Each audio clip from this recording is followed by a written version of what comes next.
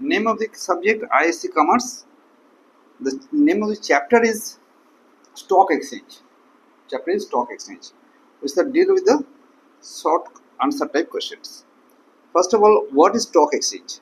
A stock exchange may be defined as an association or organization's body. Suppose it's nothing but a market.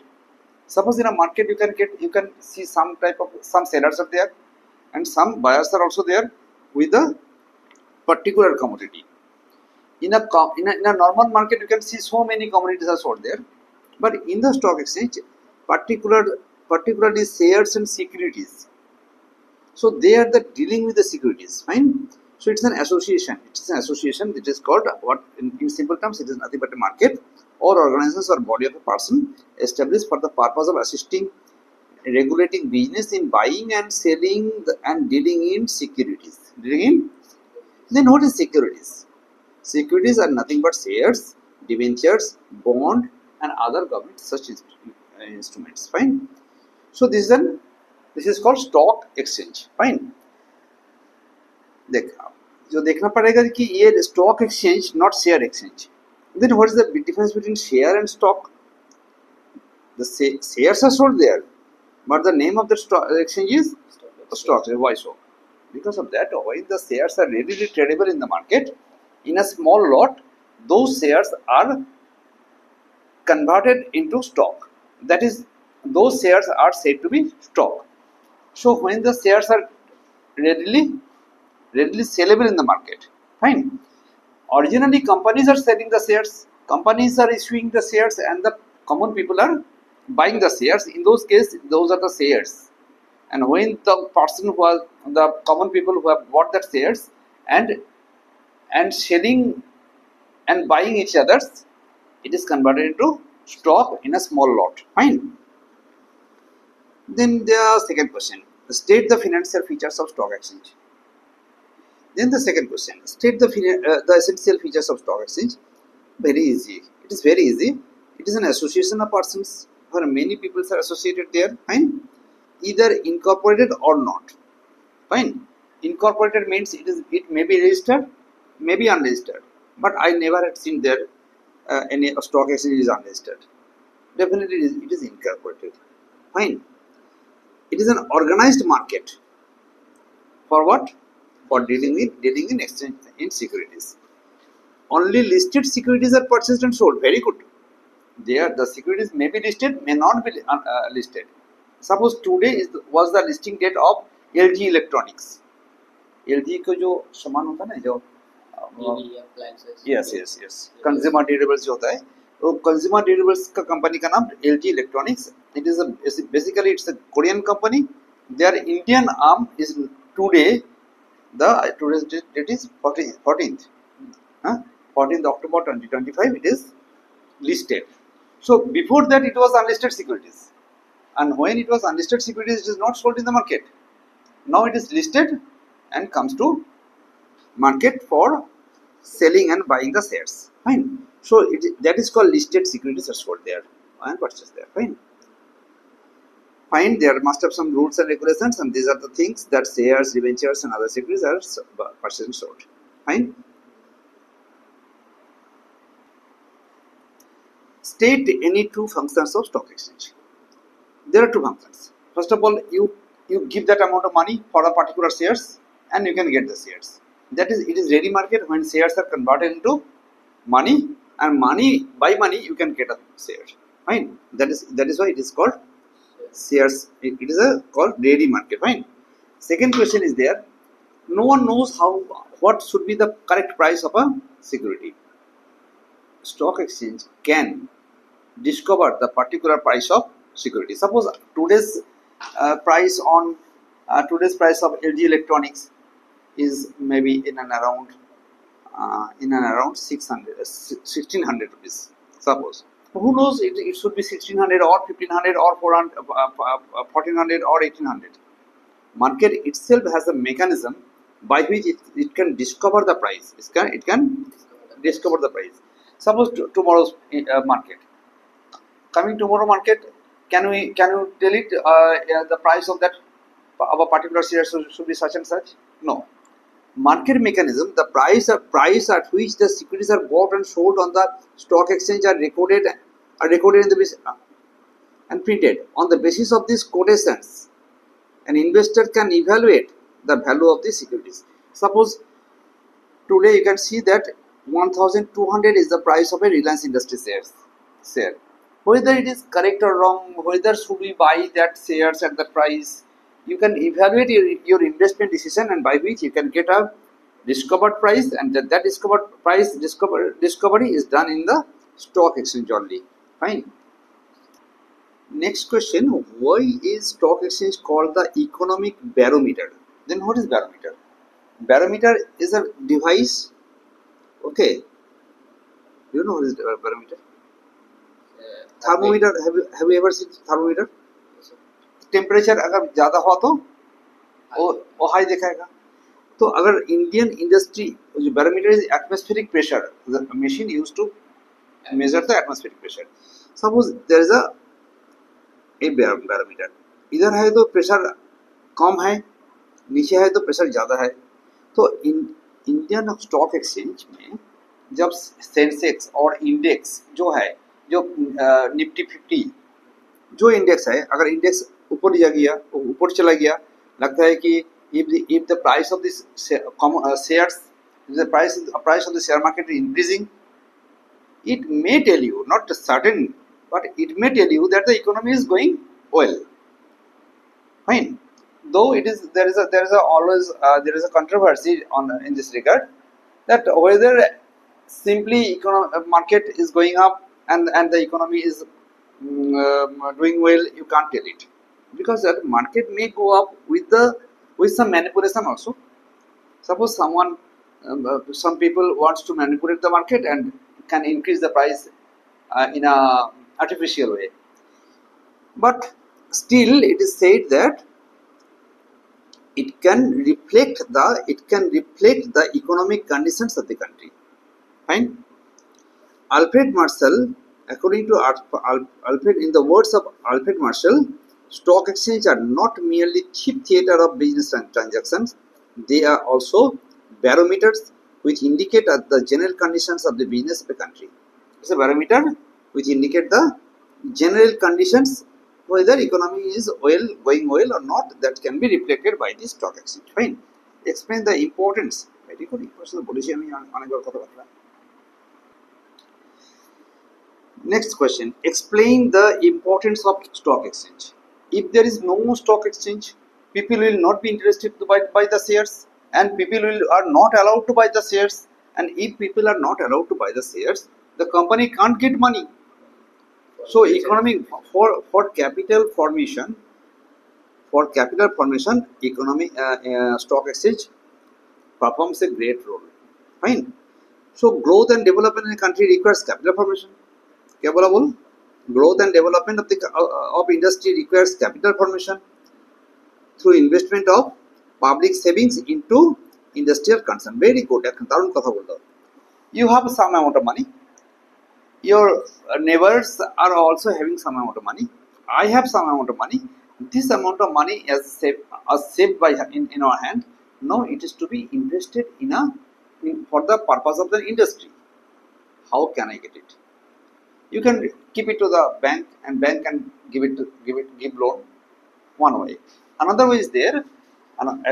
Second যে পদ্ধতিটা আছে সেটা কি হতে পারে না, ভাই আমার কাছে যে টাকাটা আছে সেই টাকা দিয়ে আমি কি কিনলাম, শেয়ারস কিনলাম, আর শেয়ারস কেনার জন্য সেই কোম্পানিটার কাছে টাকা গেল. কোম্পানি যখন শেয়ার ইস্যু করে তখন শেয়ারটা কিনলে কি হয়, আমাদের টাকা ওখানে চলে গেল, and they can get the money and they can invest in their industrial activity. Now question is there, যদি স্টক এক্সচেঞ্জই না থাকতো তাহলে শেয়ারটা কিনে নিয়ে আমি কি করতে পারি? I can get the dividend only, no capital appreciation, no one can buy it from me.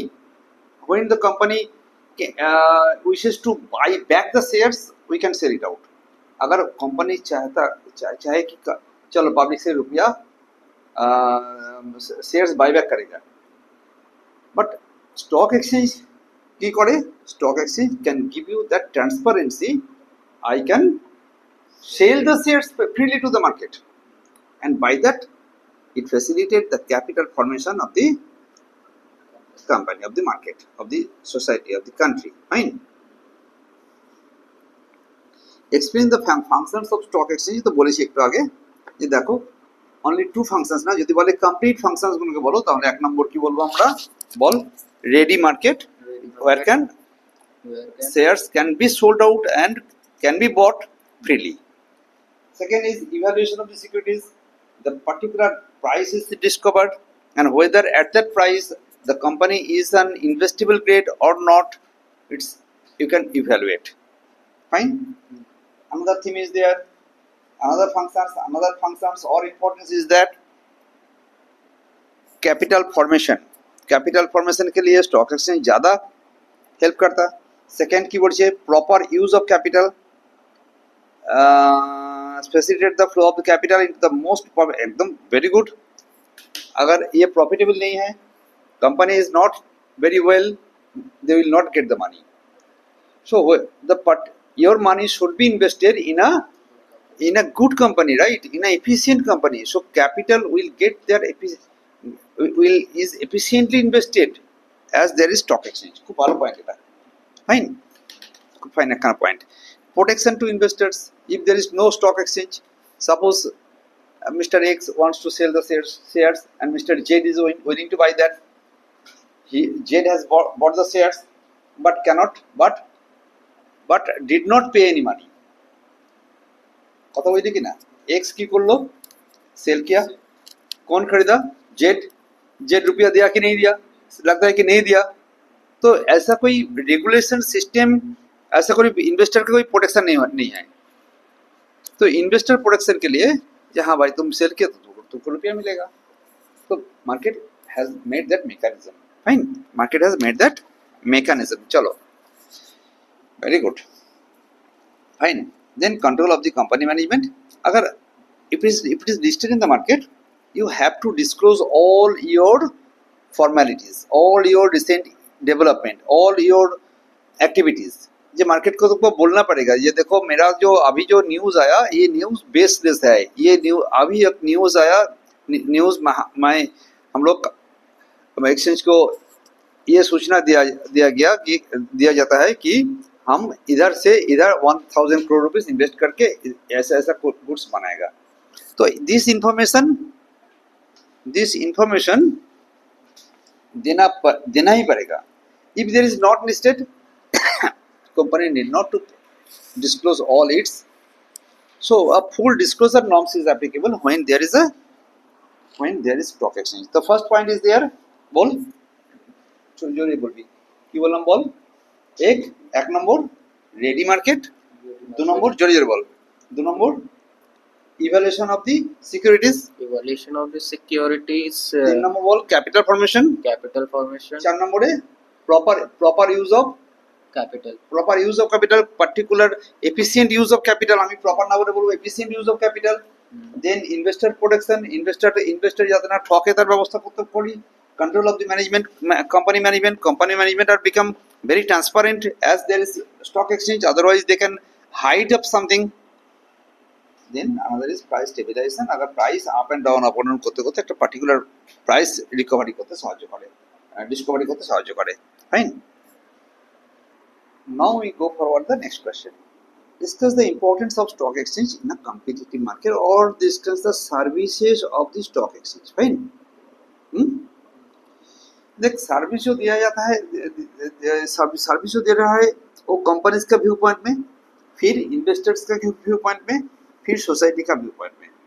तो stock exchanges are providing services to the companies, to the investors, to the society. Fine. Company को क्या service दे रहा है? एक company can raise जोरे बोली कथा, can raise large amount of capital. Fine.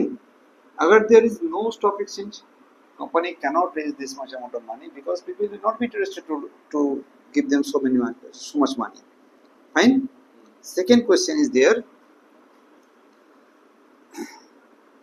Listing किया, जब লিস্টিং যখন আমি লিস্টিং করছি listing of security is considered as a proof of good financial health and management transparency लिखा नहीं इधर, मैनेजमेंट ट्रांसपेरेंसी। अगर मैनेजमेंट अच्छा नहीं है तो वो कंपनी को लिस्टिंग नहीं करता, क्योंकि लिस्टिंग करने के बहुत रूल्स एंड रेगुलेशंस है।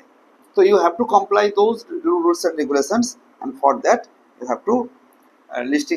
जब লিস্টিং हुआ ना কোম্পানি স্টক এক্সচেঞ্জে, যখন লিস্টিং হবে তখন তোর কি হবে, একটা প্রুফ থেকে যায় ভাই এটা তো লিস্টেড কোম্পানি।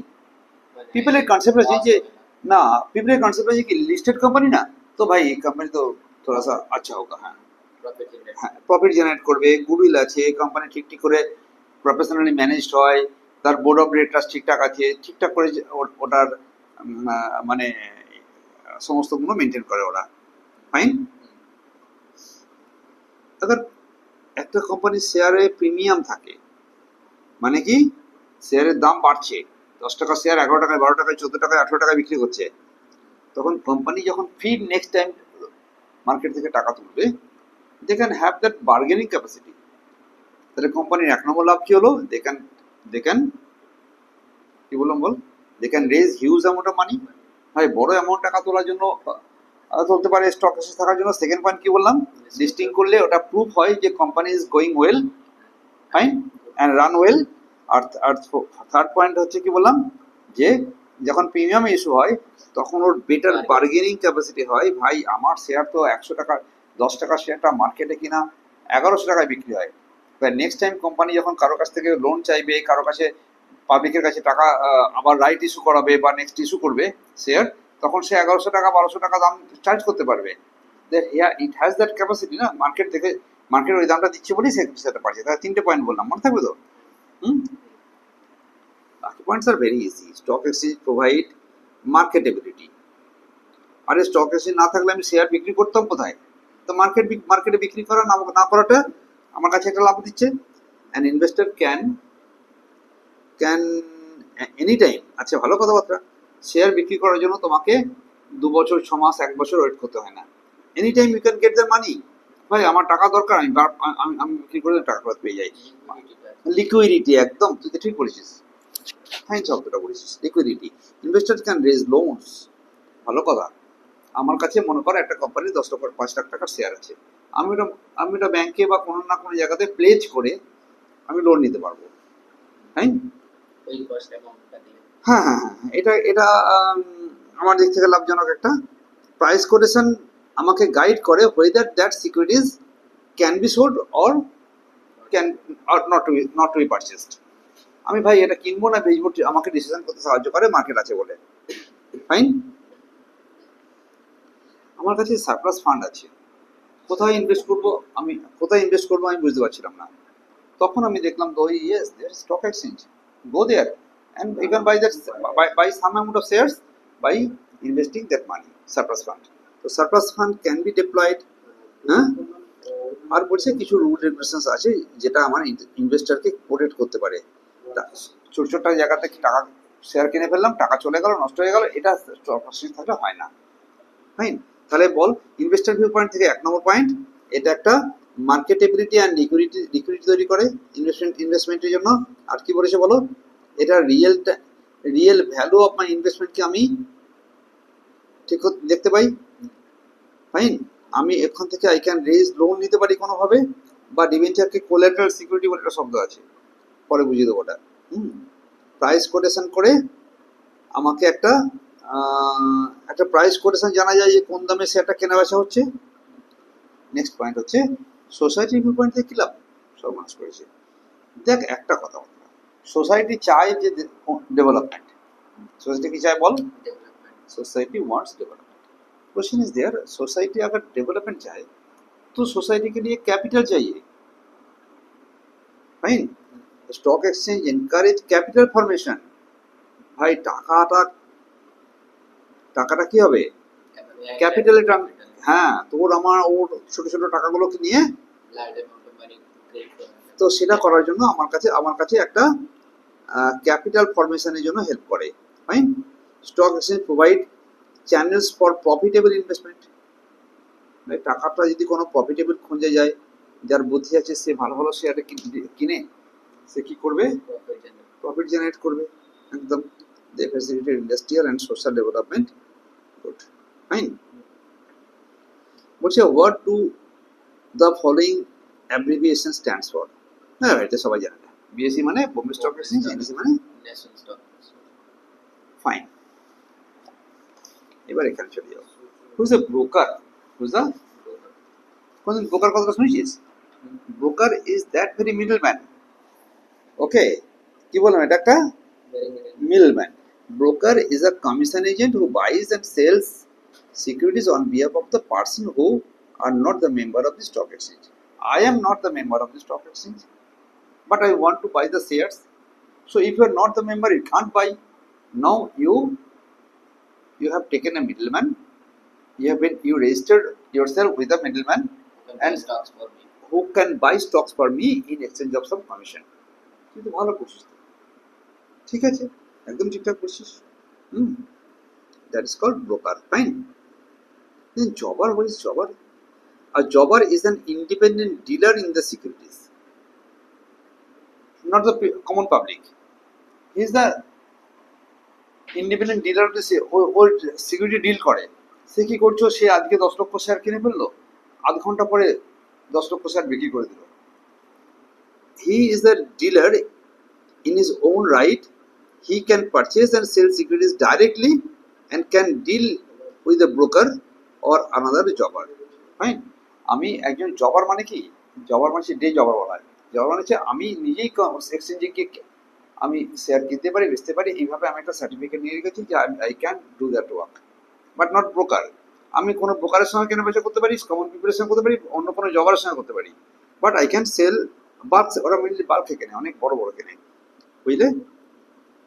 আর জবার ইজ এ প্রফেশনাল স্পেকুলেটর। ঠিকঠাক বলো, ইনভেস্টার নয় ওরা।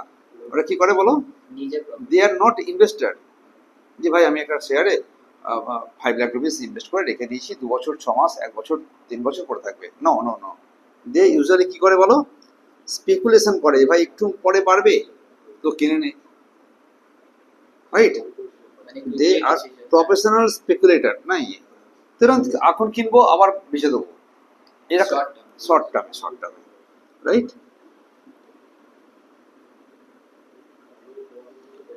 ওরা কমিশনের জন্য কাজ করে না, ওরা লাভ লোকসান করে।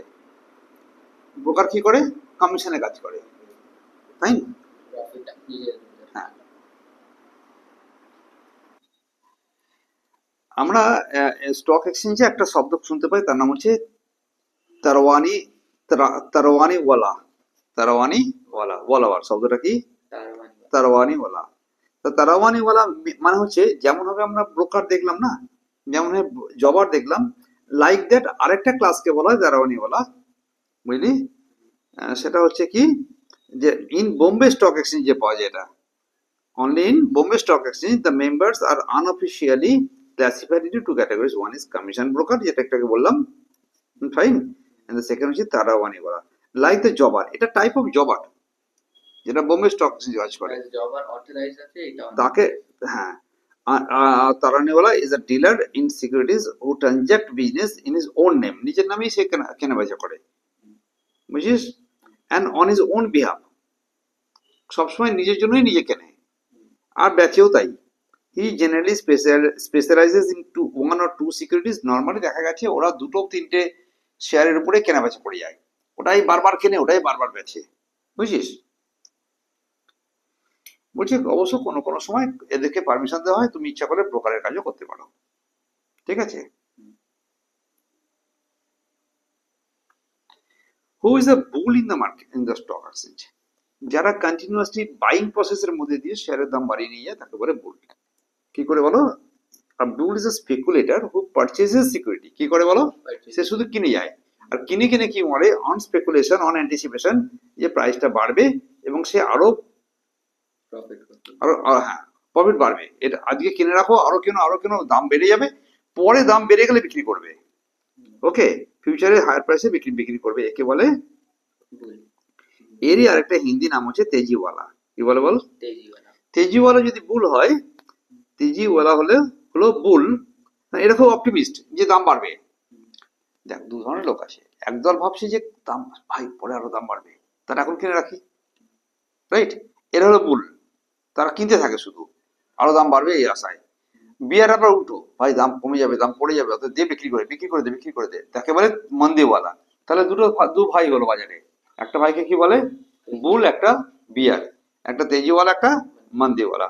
মন্দিওয়ালা কি করতে অলরেডি বলে দিয়েছি, দে এক্সপেক্ট, তাদের অ্যান্টিসিপেশন হচ্ছে দাম পড়ে যাবে, সামনে পাকিস্তানের সঙ্গে আফগানিস্তানের লড়াই হচ্ছে, এখানে দাম পড়ে যেতে পারে, ওই ইরানের সঙ্গে আমেরিকার ইসরায়েলের লড়াই হয়েছে, দাম পড়ে যেতে পারে, কিছু না কিছু কারণে প্রচুর বন্যা হয়েছে, দাম পড়ে যেতে পারে, ড্রট হয়েছে, পড়ে যেতে পারে, দাম কমে যেতে পারে। এই এক্সপেকটেশনে যারা শেয়ার সেল করতে থাকে তাদেরকে বলে বেয়ার। ফাইন।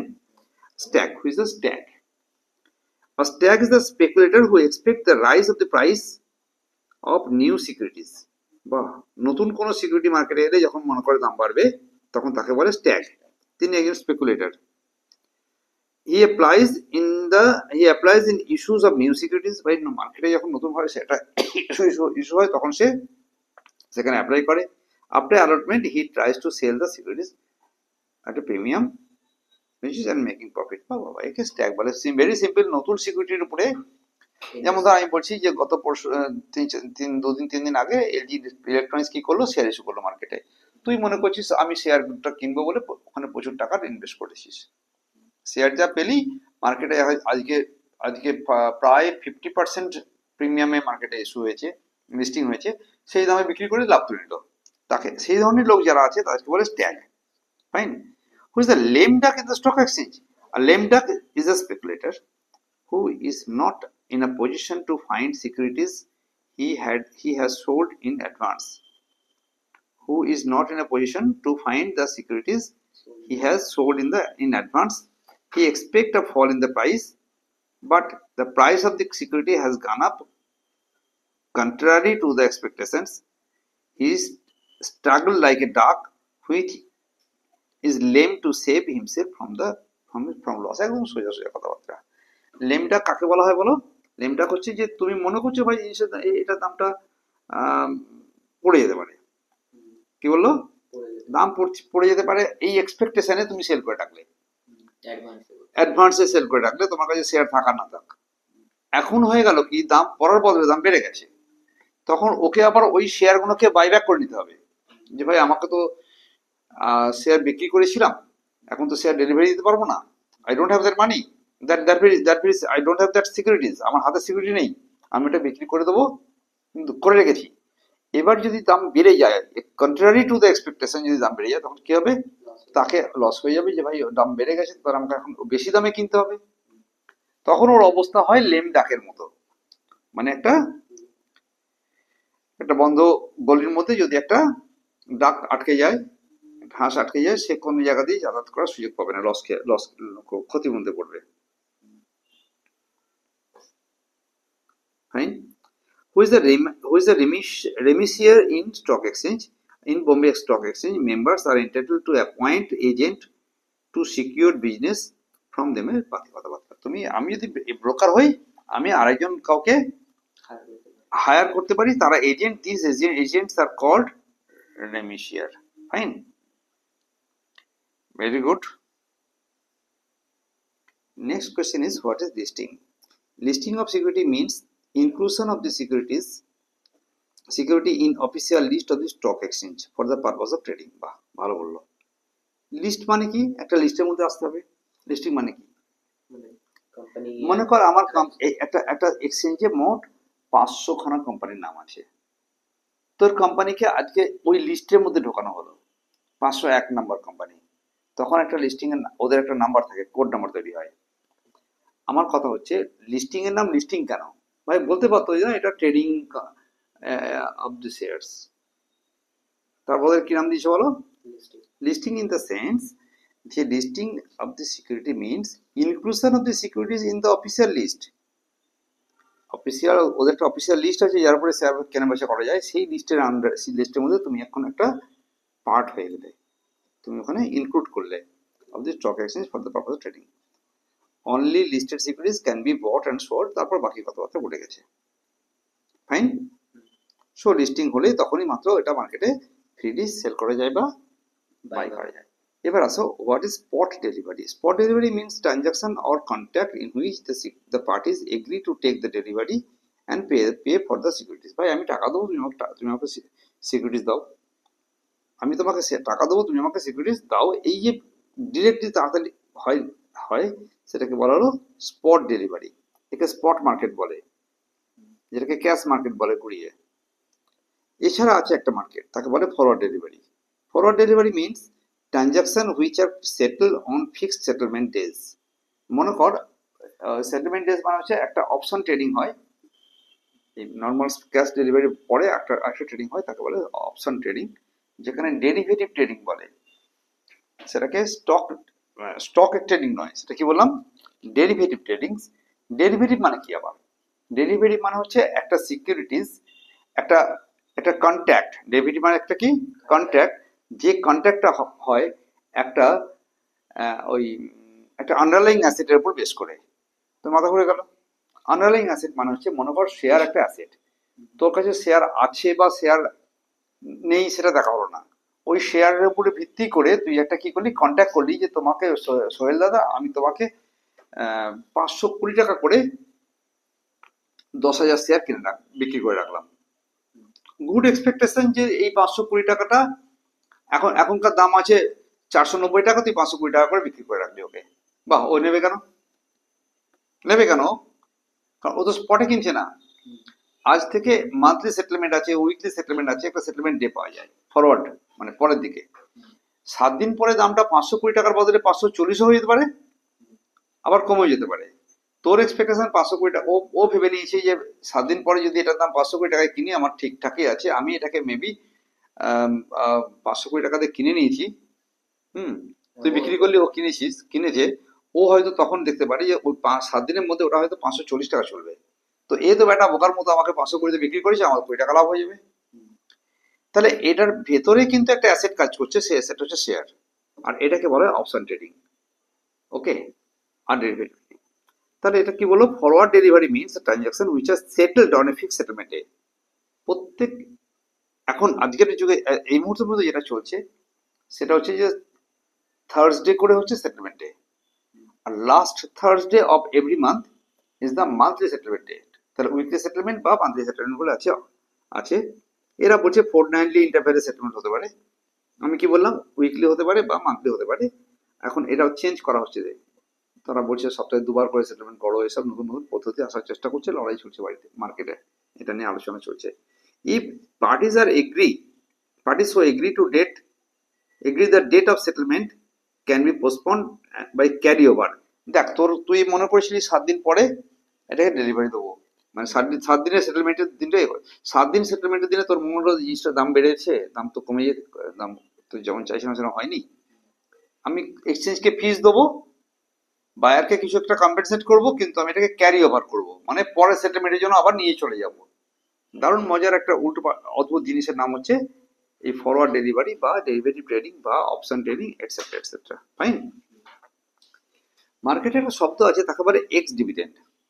এক্স ডিভিডেন্ড মানে হচ্ছে, মনে কর একটা 100 টাকার শেয়ার ছিল, 10 টাকা শেয়ার মার্কেটে চলছে 100 টাকা করে, কোম্পানি 8 টাকা ডিভিডেন্ড দেবে। কোম্পানি কত ডিভিডেন্ড বলো? এই 100 টাকার শেয়ার থেকে 8 টাকা ডিভিডেন্ড দেওয়া হয়ে গেছে, মানে এক্সক্লুডিং দ্যাট ডিভিডেন্ড এখন মার্কেটে সেটা ট্রেড চলছে, তখন তাকে বলে এক্স ডিভিডেন্ড বা এক্স ডিপ। কি বলুন বলো? এক্স ডিভিডেন্ড মানে হচ্ছে এক্সক্লুডিং ডিভিডেন্ড। ফাইন, দেওয়া হয়ে গেছে, ওর মধ্যে ধরা নেই। তাহলে কাম ডিপ বলে একটা কথা পাওয়া যাবে, কাম ডিভিডেন্ড। কি বললাম? তারপর কি বলা হয় বলো? কাম ডিভিডেন্ড। কাম ডিভিডেন্ড মানে হচ্ছে, আমি যদি এখন 100 টাকা দিয়ে জিনিসটা কিনেছি, আর মনে করি 6 টাকা হচ্ছে ডিভিডেন্ড আছে, তাহলে 100 টাকা কিনলে আমাকে 6 টাকা ডিভিডেন্ড দিয়ে দেবে। তাহলে এক্স ডিভিডেন্ডে ডেটে ওই তারিখে তুমি কিনলে আর ডিভিডেন্ড পাবে না। কাম ডিভিডেন্ডে কিন্তু ও ডিভিডেন্ডটা ওর পেটের মধ্যে আছে। আমি এক্সাম্পল দেওয়ার সময় বলি যে তুই একটা হাঁস কিনে এনেছিস, আর হাঁসের পেটে একটা ডিম ছিল, তো ইউ হ্যাভ বট দ্য হাঁস, fine, with the value of the ডিম। তাহলে কি হয়ে গেল না, আমি 100 টাকা দিয়ে একটা হাঁস কিনেছি, 100 টাকা হাঁসের মধ্যে ভেতরে একটা 8 টাকার ডিম ছিল, তাহলে অরিজিনালি এটার দাম কমে দাঁড়ালো কত? 92 রুপিস। তাহলে যেমনি ডিভিডেন্ডটা দিয়ে দেবে দামটা কমে যাবে। That is called ex dividend. Cum dividend Cum dividend means the buyer of the shares acquires the right to receive the dividend. মানে ও dividend আমি পাবো। We can get the dividend declared by the company, but it has not yet been paid. अभी तक नहीं दिया गया। अभी जो देगा, जब देगा तो हमारा हाथ में आएगा। That is called cum dividend. Fine.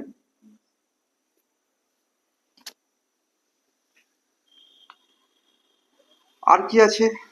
আর আছে স্পট ট্রেডিং আর ফিউচার ট্রেডিং এর ডিফারেন্সটা আমি অলরেডি কিছুটা বলেছি, এখানে একবার পড়ে নিবি। এর পারপাসটা আলাদা, এর প্লেস ফরম্যাটিং এভরিথিং আলাদা আলাদা হবে, এটা পড়ে নিবি।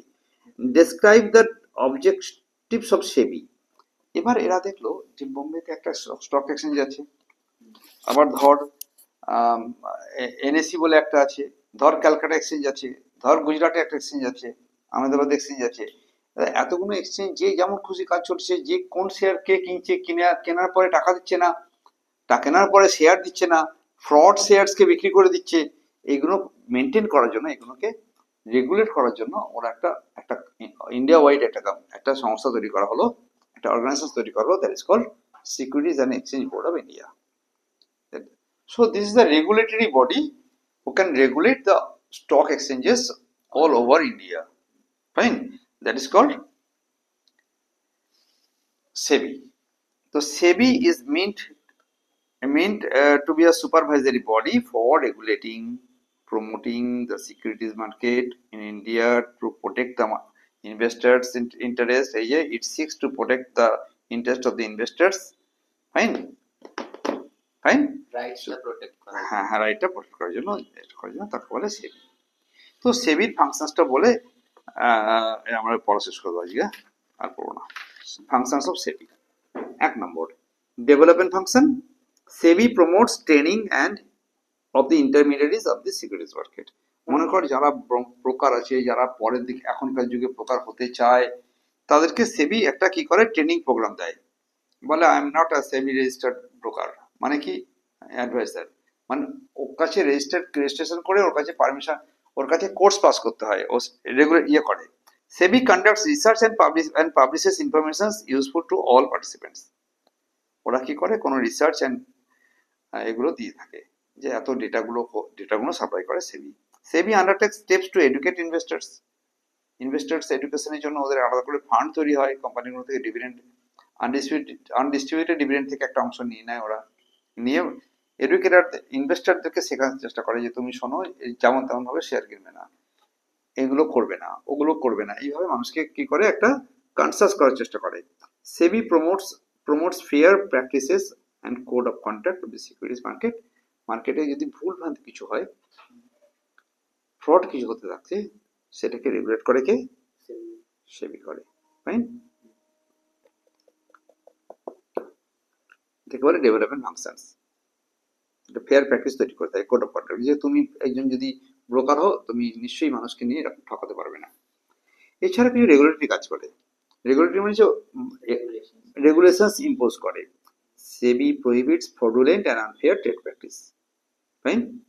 প্রাইস রিগিং করা, মিসলিডিং স্টেটমেন্ট ইস্যু করা, কোনো বিষয় নেই, মিসলিডিং কোনো স্টেটমেন্ট, যে আমি ভুলভাল ইনভেস্টমেন্ট, সেটা হলে ওরা সেই কোম্পানির উপরে অ্যাকশন নেয়।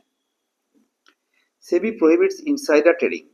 ইনসাইডার ট্রেডিং বলে একটা ম্যাটার হয়। মনে কর আমার নাম হচ্ছে রিলায়েন্স ইন্ডাস্ট্রিজের মালিক, তা আমি কি করলাম, আমি নিজেই কোম্পানির ইনফরমেশন সব জানা আছে আমার, কোম্পানির information is not to me.